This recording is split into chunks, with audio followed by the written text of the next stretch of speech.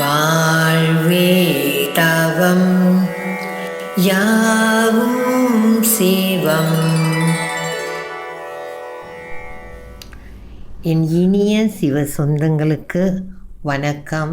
நமச்சிவாய. நம்ம பலமுறை பல விஷயங்கள் செய்யும்போது அது இப்படி ஒரு பலனை கொடுக்கும், இது நம்மளுக்கு நடக்கும், இது நம்மளுக்கு கிடைக்கும் என்ற எண்ணத்தோடு தான் நம்ம செயல்படுவோம். அந்த எதிர்பார்ப்புக்கு ஏற்றவாறு பலன் வரலன்னா ஏமாந்து போவோம், வருத்தப்படுவோம், வேதனைப்படுவோம். ஆனால் கீதையில் கிருஷ்ணா என்ன சொல்கிறான்?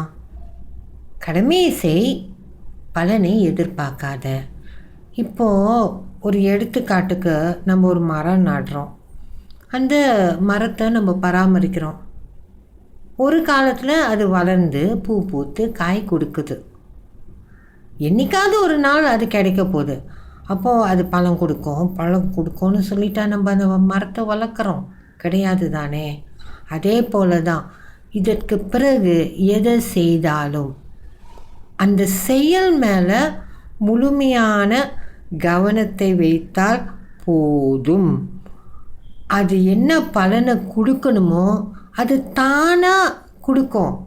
நம்ம அதுக்காக காத்திருக்கணும், அதை எதிர்பார்க்கணுன்ற அவசியமே இல்லை. இதெல்லாம் பிரபஞ்ச நீதி. நம்ம செய்கிற ஒவ்வொரு விஷயத்துக்கும் பலன் இருக்குது. நல்ல செயல் செய்தால் நற்பலன், கெட்டது செய்தால் தீவினை, அது சேரும்தான்.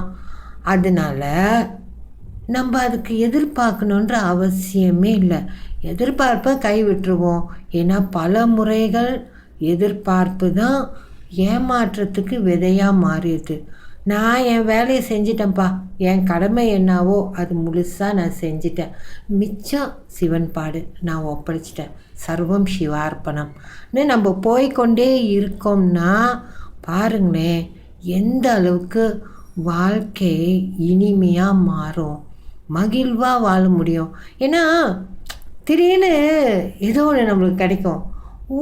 அன்னைக்கு நம்ம இது பண்ணோம், அதோட விளைவு தான் இதுன்னு நம்மளுக்கே ஒரு ஆச்சரியத்தை கொடுக்கும், நம்மளுக்கு கண்டிப்பாக மகிழ்ச்சியை கொடுக்கும்.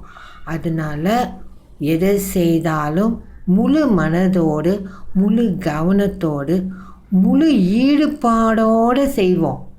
அதுதான் சொல்கிறது, செய்கிற செயலே தெய்வம். அதுக்குள்ளார நம்ம இந்த நிலைப்பாட்டை வச்சு நம்ம செஞ்சோமானால் எது நமக்கு கிடைக்கணுமோ கண்டிப்பாக தானாகவே கிடைக்கும். ஏனென்றால் நம்மோடு இருக்கும் ஈசன் எப்போதுமே நம்மளை வழி நடத்தி கொண்டிருக்கிறான். நன்றி. நமச்சிவாய.